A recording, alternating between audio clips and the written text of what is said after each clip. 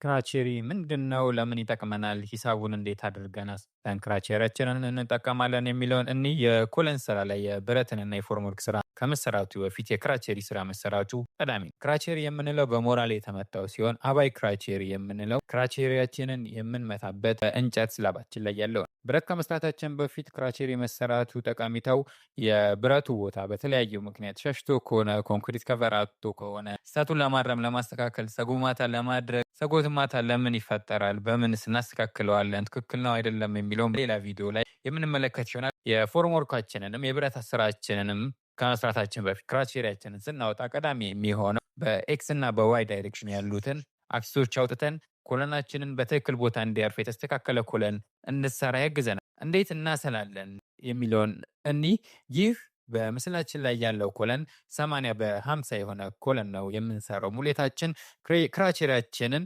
በአፋኙ በኩል ሞራሌ 77 ሳንቲም በሁለት አቅጣጫ ስለምናደርግ 14 ሳንቲም ይሆናል። በታፋኙ በኩል ክሌድ 2 ሳንቲም ስለሚኖር 4 ሳንቲም ይኖራል። አጠቃላይ ጠቅላላ ድምሩ የሚሆነው 98 ሳንቲም ይሆናል። ከሴንተራችን እኩል ስለሚቆርጥ ይህ ኮለን ይህም ማለት 40 ሳንቲም 80 ሳንቲም ነው ብለናል። 40 ሳንቲም ስለሚቆርጥ ክራቼሪያችን 98 ሳንቲም ሲካፈል ለሁለት 49 ሳንቲም ከሴንተር በዛኛው በኩል 49 ሳንቲም በዚህኛው በኩል እናገኛለን እናወጣለን ማለት ነው። መነሻችን የሚሆነው አክሲሳችን ሆኖ ማለት ነው። በ50 ሳንቲም በኩሉ ደግሞ ታፋኝ ስለሚሆን የአፓኙን 2 ሳንቲም አስበን 54 ሳንቲም ይሆናል። ይህንንም ሴንተር አውጥተን እኩል ሳንቲም ነው የምንሄደው እኩል ከሆነ ማለት ነው። ይህንን ክራቼሪያችን ከዛ በተጨማሪ ለፎርምወርካችን ማጠናከሪያ ከታችኛው በኩል ላይ የሚመጣውን ሸክም ለማጠናከሪያ ኮለን ከመስራታችን በፊት ይህንን ክራቼሪ በሚገባ ትክክል መሆኑን ማረጋገጥ አለብን። ክበሩልኝ።